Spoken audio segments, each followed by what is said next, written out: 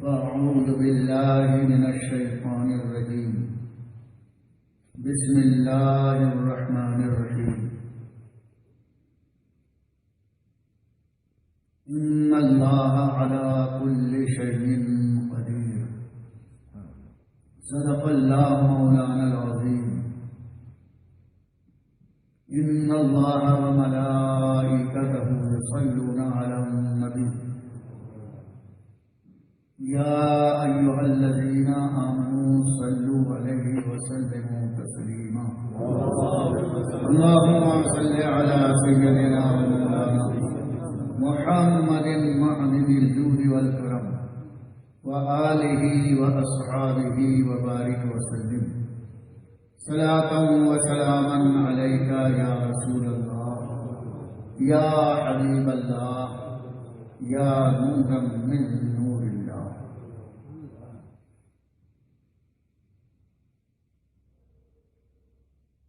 اعلیٰ حضرت امام احمد رضا علیہ الرحمت والرضوان فرماتے ہیں، احد سے احمد اور احمد سے تجھ کو، احد سے احمد اور احمد سے تجھ کو، سب کن مکن حاصل ہے یا غوث، سب کن مکن حاصل ہے یا غوث.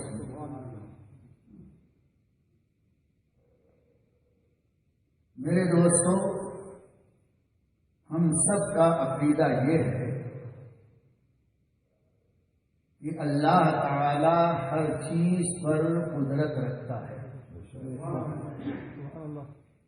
جو چاہے وہ لفظ کن سے پیدا فرما اور بھری دنیا کو کہہ دے کہ فنا ہو جا تو فنا ہو جائے، فنا سے کہے بقا تو بقا ہو جائے، اور بقا تو کہے فنا تو فنا ہو جائے. قرآن فرماتا ہے ان اللہ علی کل شیء قدیر، بے شک اللہ ہر چاہے پر قادر ہے، جو چاہے وہ کر دے. مٹی کو چاہا تو مٹی سے انسان بنا دیا. ہم انسان نہیں ہیں، ہمارا بیس مٹی ہے. انسان کا انسان بیس نہیں ہوتا، کسی چیز کا بیس الگ ہے. آپ سویٹ بنائیں تو سویٹ کا بیس سویٹ نہیں، اس کا بیس شوگر. رس ملائی بنائیں تو اس کا بیس دودھ ہے، ملک. بلڈنگ آپ بنائیں تو بلڈنگ کا بیس بلڈنگ نہیں، بلڈنگ کا بیس سیمنٹ کنکریٹ ہے. ہر چیز کا بیس جو ہے اس کا الگ ہوتا ہے، مل جل کر کے ایک چیز ہوتی ہے. انسان کا بیس انسان نہیں ہے، انسان کی بنیاد مٹی ہے. مٹی نہ کبھی بولتی ہے، نہ مٹی کبھی دیکھتی ہے، نہ مٹی کبھی پکڑتی ہے، نہ مٹی کبھی لیکچر دیتی ہے، نہ مٹی کبھی نعت اور منقبت پڑھتی ہے. دیکھا ہے کسی نے؟ لیکن اللہ نے چاہا تو اس مٹی کو ایسی آواز دی کہ منقبتیں غوث پڑ رہی ہیں. سبحان اللہ. اس مٹی کو اللہ نے ایسی شان عطا فرمائی کہ غوث اعظم کا لیکچر دے رہے ہیں.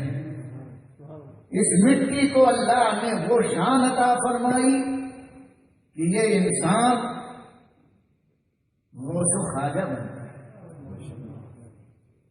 اس مٹی کو وہ شان عطا فرمائی کہ ہواؤں میں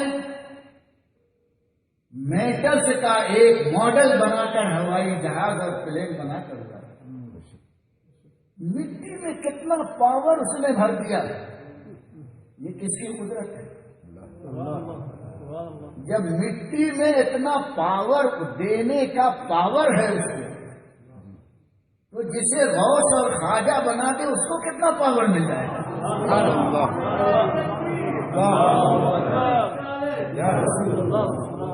مٹی کو پاورفل بنایا، اور جس کو پاورفل بنا دے پھر اس میں اگر وہ اپنا پاور بھرے، میں تو کہتا ہوں خدا کی قسم کسی کا دماغ وہاں تک نہیں پہنچ سکتا، کسی کی عقل اسے نہیں سوچ سکتی کہ اولیاء کرام کتنا پاورفل ہیں۔ اسی لیے اللہ تعالیٰ فرماتا ہے جب میں کسی کو اپنا محبوب بناتا ہوں کنتو سمعہ الذی یسمع بہ، میں اس کا کان بن جاتا ہوں جس سے وہ سنتا۔ اللہ تعالیٰ کان بنتا نہیں ہے بلکہ اپنے صفت سمیع، اپنے سننے کے پاور کا اسے مظہر اور مرکز بنا دیتا ہے۔ یہ مٹی کو کان اللہ نے دیا تو یہاں سے بولنے والا ہے وہاں کھڑا ہو کر سن سکتا ہے، لیکن کیپ ٹاؤن سے اگر کوئی بولے تو تمہارا کان نہیں سن سکتا۔ یہ ہمارے کان کا پاور ہے، یہ مٹی کا پاور ہے، اور اللہ فرماتا ہے اس مٹی کے پاور والے کان کو جب میں پسند کر لیتا ہوں تو اس کان میں اتنا پاور بھر لیتا ہوں کہ جس طرح میں دور و نزدیک کی بات سنتا ہوں وہ کان بھی دور و نزدیک کی بات سنتا ہے۔ وَكُنْتُ سَمْعَهُ الَّذِي يَسْمَعُ بِهِ، میں اس کا کان بن جاتا ہوں۔ اللہ کان کیسے بنتا ہے؟ کیا ایسی وہ راؤنڈ بن جاتا ہے؟ اللہ معاذ اللہ، یہ تو کفر ہے۔ اللہ تعالی کے کان بننے کا مطلب یہ ہے کہ وہ پھر اپنے کان کی پاورفل تخلیقی طاقت سے نہیں سنتا ہے، ایکسٹرا پاور میں اس سے اپنی صفت کا عطا فرماتا ہوں کہ وہ تحت الثری میں چیونٹی چلے تو اس کی سرسراہٹ کو بھی سن لے، اور جبریل جب سدرۃ المنتہا پر اپنا پر جھاڑے تو وہ یہاں بغداد میں بیٹھ کر کے سن لے۔ جب مٹی میں اتنا پاور ہے تو جسے اللہ اپنی صفت کا پاور عطا فرمائے گا، میں تو کہتا ہوں خدا کی قسم اگر ان اللہ علی کل شیء قدیر ہی پر یقین کوئی کر لے تو وہ کبھی گمراہ نہیں بن سکتا، کبھی بدعقیدہ نہیں ہو سکتا، اس لیے کہ غوث پاک کی جو طاقت ہے وہ ان کی اپنی نہیں ہے بلکہ رب کی عطا کی ہوئی طاقت ہے۔ جیسے ہر انسان میں جو طاقت ہے انسان کی اپنی طاقت نہیں، اللہ نے دی ہے تب وہ طاقت نہیں ہے، اسی طرح اولیاء کو اللہ نے جو طاقتیں دی ہیں وہ اپنے کرم سے عطا فرمائے۔ اب شعر کا مطلب سنو، اعلیٰ حضرت فرماتے ہیں احد سے احمد، احد یعنی اللہ تعالی کی ذات، اللہ کے ناموں میں سے ایک نام ہے احد۔ قل هو اللہ احد، فرما دیجیے اللہ احد ہے، اللہ یکتا ہے۔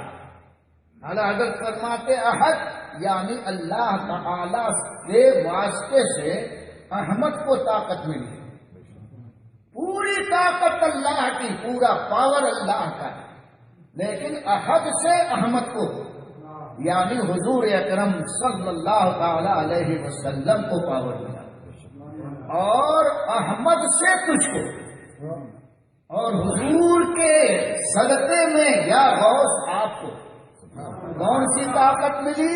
سب کن مکن حاصل ہے یا غوث، احد سے احمد اور احمد سے تجھ کو، سب کن کے معنی ہو جا، غوث اعظم فرماتے ہو جا تو وہ چیز ہو جاتی ہے، اور فرماتے ہیں مت ہو تو نہیں ہوتی، اندھے کو کہے دیکھ تو دیکھنے لگتا ہے، دیکھنے والے کو کہتے ہیں مت دیکھ تو نہیں دیکھتا۔ چور گھر میں گھسا تھا، اس کی آنکھیں تھی، دیکھتا تھا، جبھی تو اندھیرے میں وہاں تک پہنچا تھا، اندھا ہوتا تو کیسے پہنچتا؟ وہ گھسا، غوث پاک دوسرے روم میں وظیفہ اور ذکر کر رہے ہیں، لیکن وظیفے میں مشغول ہوتے ہوئے بھی ہر طرف ان کی نگاہ ہوتی۔ آپ کہیں گے کیسے؟ آپ تو ڈرائیونگ کرتے ہوں گے، کار کے دونوں سائڈ مرر لگا ہوا ہے، آپ اسٹیئرنگ سمجھیں، پیچھے کون آ رہا آپ دیکھ رہے ہیں کہ نہیں؟ کوئی آپ کو بتاتا نہیں، پیچھے آپ کی آنکھ نہیں ہے،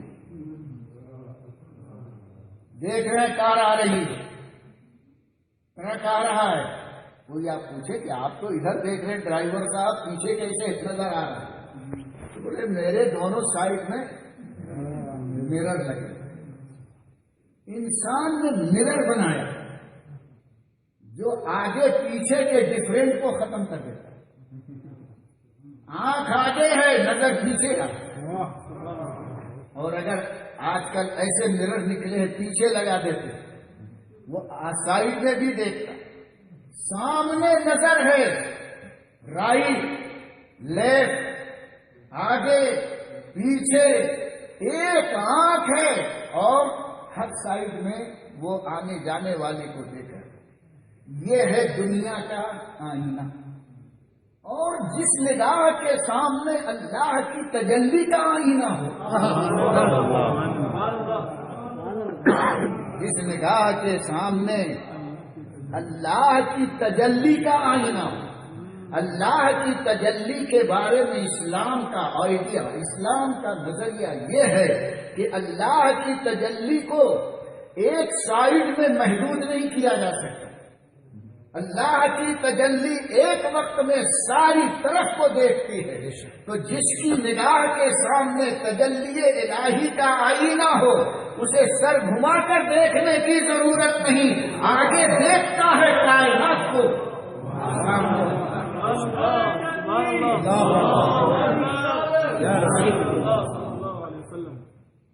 کسی کو اللہ کے رسول ارشاد فرماتے ہیں ان اللہ قد رفع لی الدنیا وانا انظر الیہا کما انظر الی کفی هذه الی یوم القیامہ۔ بے شک اے لوگوں، اللہ نے ساری دنیا کو، ساری کائنات کو میرے نگاہوں کے سامنے رکھ دیا۔ پیچھے کی دنیا ہو وہ بھی سامنے، ادھر کی دنیا ہے وہ بھی سامنے، ادھر کی دنیا وہ بھی سامنے، دور کی دنیا وہ بھی سامنے، نزدیک کی دنیا وہ بھی سامنے۔ رفع لی الدنیا، میرے لیے ساری دنیا کو سامنے رکھ دیا ہے، اور میری شان کیا ہے؟ انا انظر الیہا، میں اس دنیا کو دیکھتا ہوں، کما انظر الی کفی ہذہ، جیسے میں ہر وقت ہاتھ کی ہتھیلی دیکھتا ہوں، پوری کائنات کو دیکھتا ہوں۔ اور کب تک؟ الی یوم القیامہ، اور میری یہ کیفیت دیکھنے کی قیامت تک رہے گی۔ کوئی یہ نہ سمجھے میں مر کر مٹی میں مل گیا ہوں۔ جب زندہ رہتا ہے آدمی تو دیکھتا ہے، مرنے کے بعد نہیں دیکھتا۔ مصطفیٰ فرماتے ہیں صلی اللہ علیہ وسلم، مجھے اپنے اوپر مت قیاس کرنا، میں زمین پر ہوں جب بھی دیکھ رہا ہوں، زمین کے اندر ہوں جب بھی دیکھ رہا ہوں۔ ارے میں اس وقت بھی دیکھ رہا تھا جب ابھی آدم پیدا نہیں ہوئے تھے۔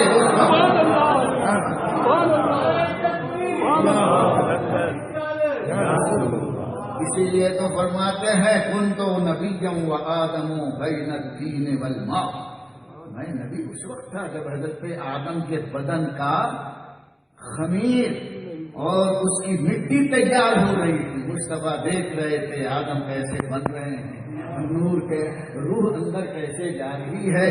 جب کوئی نہیں دیکھ رہا تھا تو مصطفیٰ دیکھ رہے تھے۔ یہ شان ہے میرے رسول کی۔ آپ کو یہ قوت کس سے ملی؟ احد سے۔ غوث اعظم فرماتے ہیں میرے جد کریم پوری کائنات کو دیکھ رہے تھے، اور کیسے دیکھ رہے تھے؟ ہاتھ کی ہتھیلی کی طرف دیکھ رہے تھے۔ یہ قوت غوث اعظم کو ملی۔ غوث اعظم آپ فرمائیے آپ کے دیکھنے کی کیفیت کیا تھی؟ فرماتے نظر تو الى بلاد اللہ جمعا، نظر تو الى بلاد اللہ جمعا کخردلۃ علی حکم اقتصادی، جیسے ہتھیلی پر ایک رائی جانتے ہیں، رائی کا دانہ جیسے ہتھیلی پر رکھتا ہے کوئی، اور اسے دیکھتا ہے، ایسے ہی رائی کے دانے کی طرح میں پوری اللہ کی بنائی ہوئی کائنات اس کے شہروں کو دیکھتا ہوں۔ تو اگر کوئی پوچھے نبی ہتھیلی کی طرح دیکھتے ہیں اور غوث رائی کی طرح دیکھتے ہیں، تو غوث کی نظر نبی کی نظر سے زیادہ اونچی ہو گئی، یہی تو ناسمجھی ہے۔ سمجھ لیتے تو دونوں کے اسٹیٹس میں ڈفرینٹ نظر آتا۔ ہتھیلی جب آدمی دیکھتا ہے تو ہتھیلی کی ساری چیزیں نظر آتی ہیں، اور رائی کا دانہ ہتھیلی پر رکھ دو تو رائی کے دانے کیا ہر طرف نظر آئے گا، لیکن وہ حصہ جو ہتھیلی سے چپکا ہوا ہے وہ نظر نہیں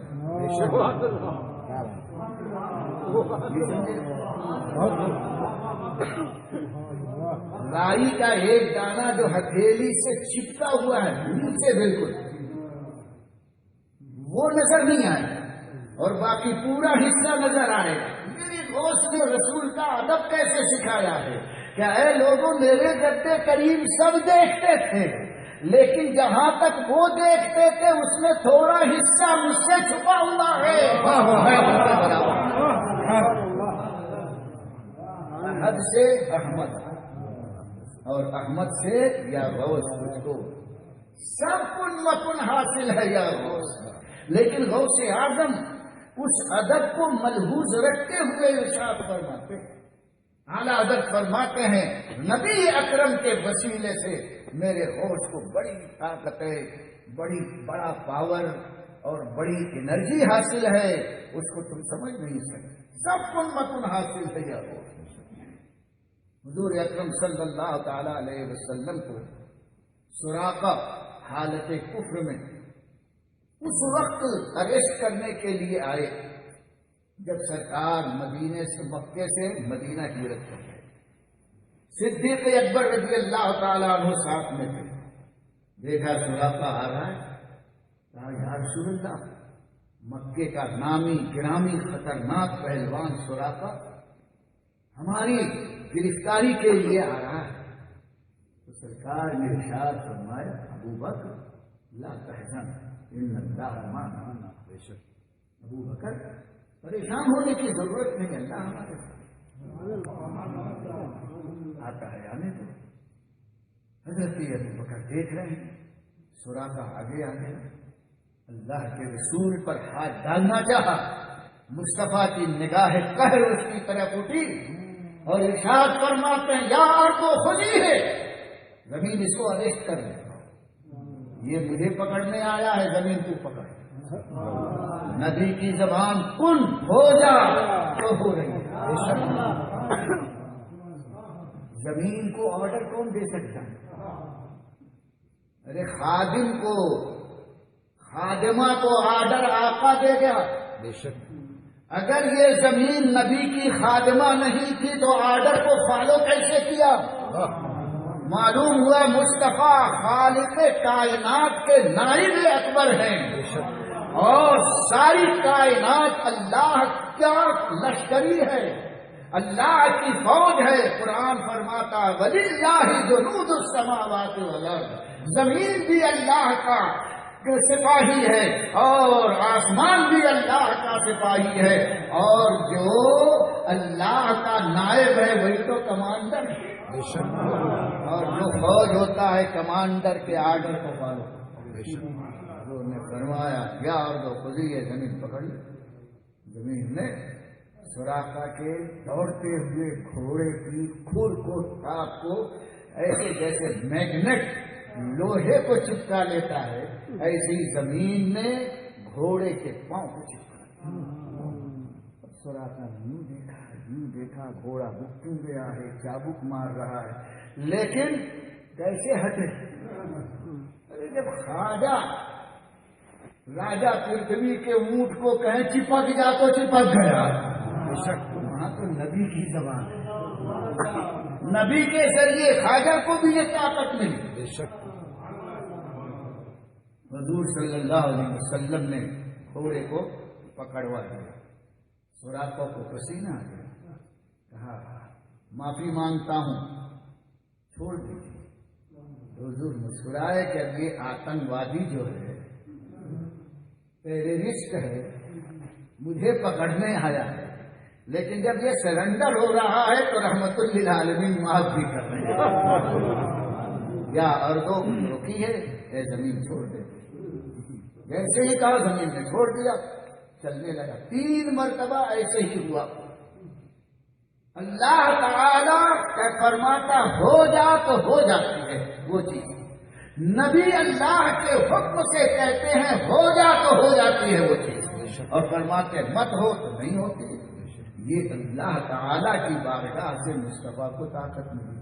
اعلیٰ حضرت فرماتے ہیں یہ طاقت حضور کے صدقے میں غوث اعظم کو بھی ملی، بے شک غوث اعظم کو بھی ملی ہے۔ کیا شان ہے؟ ایک مرتبہ بغداد میں پلیگ آیا، سارے لوگ مرنے لگے۔ حضرت ملا علی قاری نزہۃ الخواتیر میں فرماتے ہیں کہ ایک ایک دن میں 500 لوگ مرتے تھے، جنازہ اٹھتا تھا۔ بغداد اجڑ گیا۔ بغداد کی عجیب قسمت ہے، ہر دور میں اجڑا ہے اور پھر آباد ہوا ہے۔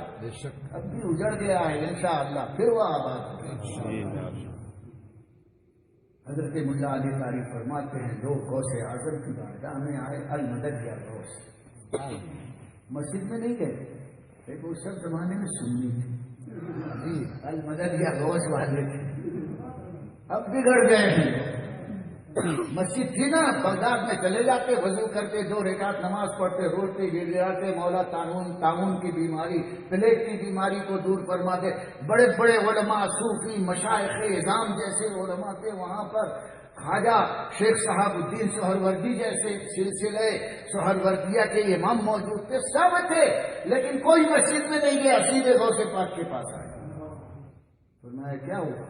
کہا حضور پلیگ آ گیا، 500 لوگ مر رہے، خاندان کا خاندان گزر گیا۔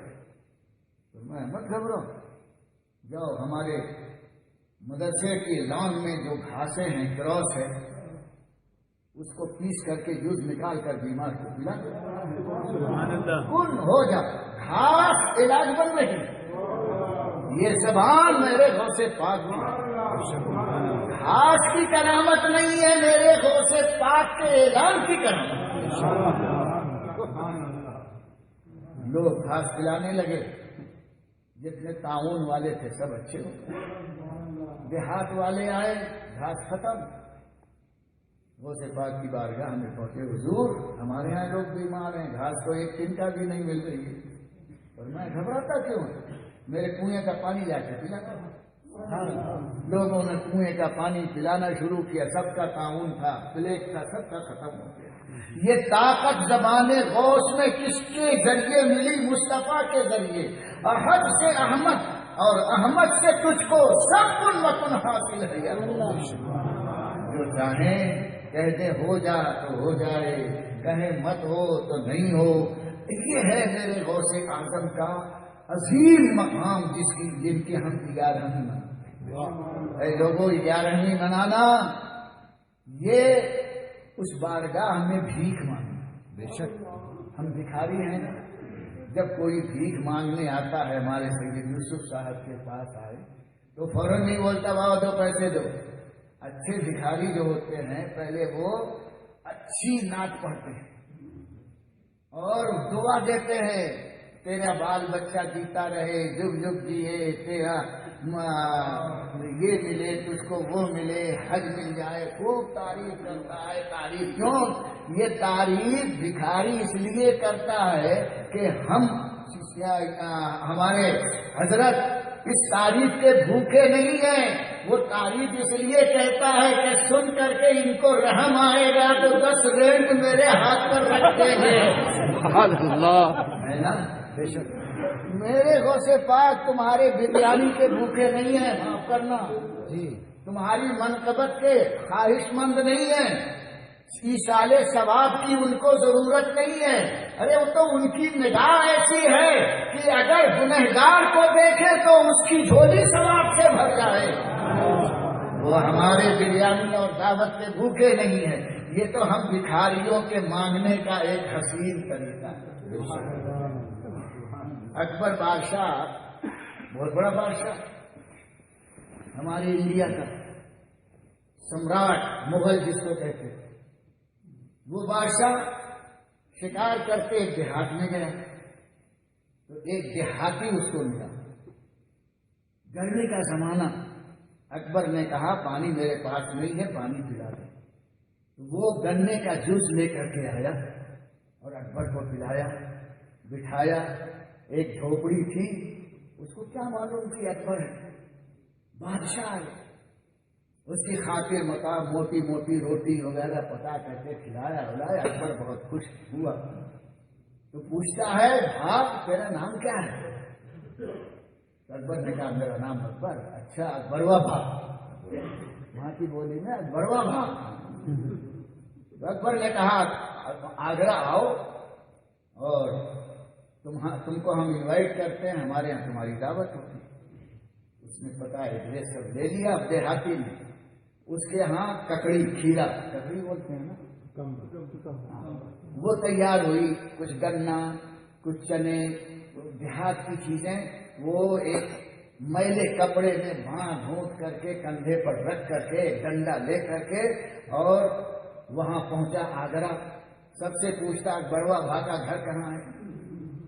بولے اکبروا بھا، تو کسی نے کہتے ہیں اکبر بادشاہ کو تو نہیں پوچھ رہا، ارے بولے خبردار گردن مار دے گا، وہ یہاں کا بادشاہ، بولے ہم بادشاہ نہیں جانتے، وہ تو ہمارا متر ہے، ہمارا فرینڈ ہے اکبروا بھا، اس کا مکان بتاؤ، تو لوگوں نے لال قلعہ بتایا، بولے اتنا بڑا مکان میرے دوست کا، جا کر کے کہا کہ میں فلاں دیہات سے اکبروا بھا سے جا کے بول دو کہ تیرا دوست آیا ہے، بادشاہ سمجھ گیا کوئی دیہاتی آیا ہے، وہ گنے کے جوس کا محتاج نہیں تھا بادشاہ، لیکن پلا دیا، بادشاہ خوش ہو گیا، اس کو بلایا، یہ میلا کچیلا دیہاتی کپڑا پہنے ہوئے جب دربار میں پہنچا تو بادشاہ کو دیکھا تاج پہنے ہوئے، زرق برق لباس، تخت شاہی پر بیٹھا ہے، دیکھ کر کے حیران رہا، کہا دوست حیران مت آ میرے بازو بیٹھ، جہاں اس کے منسٹر کو جگہ نہیں، ایک میلے کچیلے دیہاتی کو بٹھا رہا ہے، صرف اس کا دیہاتی پن، اس کا اندازے، اس کا بھولا پن اتنا بادشاہ کو پیارا ہوا، آ کر کے تخت پر بیٹھ گیا، اکبروا بھا کیسے ہو، خیریت ہے؟ اکبر مسکرایا، پھر اس نے اپنی ککڑی، چنا اور گنا یہ کھول کے کہا یہ میں تیرے لیے گفٹ اور تحفہ لے کے آیا ہوں، بادشاہ بہت خوش ہوا، اور جب جانے لگا تو سونا چاندی ہیرے جواہرات ڈائمنڈ اس کے کپڑے میں باندھ کر کے بادشاہ نے سمجھایا آپ نے کچھ، بادشاہ اس کے گنے اور اس کے شوگر کین کا محتاج نہیں تھا، صرف اس کی عقیدت کو دیکھ رہا ہے، بیمار ہے لیکن کچھ لے کر آیا ہے، تو اب اس کے بدلے میں ڈائمنڈ دے رہا ہے۔ میں عرض کرنا چاہتا ہوں اکبر ڈائمنڈ دیتا تھا، میرا دوست جنت عطا فرماتا ہے۔ اس لیے ہم یاد ہمیں کرتے ہیں بھائی، جس کو جنت کا ڈائمنڈ لینا ہے وہ غوث کی یاد ہمیں کرتے، ہم تو گنوار ہیں، بے پڑھے ہیں، کچھ نہیں جانتے ہیں، لیکن میرا غوث وہ ہے جس کو سب کن مکن حاصل ہے، جناب مصطفیٰ کے ذریعے ان کی بارگاہ میں ہم یہ سب معمولی چیز لے کے آتے ہیں۔ ایک دن میرے غوث نے اگر قبول کر لیا تو خدا کی قسم زندگی کے سارے دلیدر دور ہو جائیں گے اور ہم وہاں پہنچیں گے نزلا من غفور الرحیم کہ جنت میں اللہ تعالی ہماری مہمانی فرمائے۔ جاننے کا یہ فائدہ ہے، جو کرتا ہے اسے مبارک، اور جو نہیں کرتا ہے اس کو اس کے حال پر چھوڑ دو۔ آپ خود کیجئے، اپنے بچوں کو اس کے لیے تیار کیجئے، ایسا عقیدہ دیجئے کہ یہ وہ راستہ ہے جس پر صوفیاء کرام اولیاء کرام چلے، یہ جنتیوں کا راستہ، جنت حاصل کرنے کا راستہ۔ غوث کو منانا جنت سے دور ہونا نہیں، غوث کو خوش کر لینا جنتی بن جانے کا ایک بہترین میرے دوست، اس لیے اعلیٰ حضرت فرماتے ہیں احد سے احمد اور احمد سے تجھ کو سب کن مکن حاصل ہے یا غوث ہے. بس ہم تو ان کی نگاہ کرم کے بھکاری ہیں. مولا تعالیٰ ہم سب کے اس نذرانے عقیدت کو قبول فرمائے اور اس کے صدقے میں میرے غوث جو آپ کو دینا ہے ہماری جھولیوں میں ڈالیں. ہماری جھولی میں آپ کا ایک ذرہ بھی پڑ گیا تو ہماری آخرت بھی سمجھ جائے گی, قبر بھی نور ہو جائے گی, دل بھی چمک جائے گا. چمک تجھ سے پاتے ہیں سب پانے والے, ہمارا چمک تجھ سے پاتے ہیں سب پانے والے. میرا دل بھی چمکا دے چمکانے والے, سب کا دل چمکا دے چمکانے والے. ہم اس لیے اندھیرا لے کر آئے ہیں اور 11ویں کے سجدے میں اجالا لے کر کے گئے ہیں. وما علینا الا البلاغ.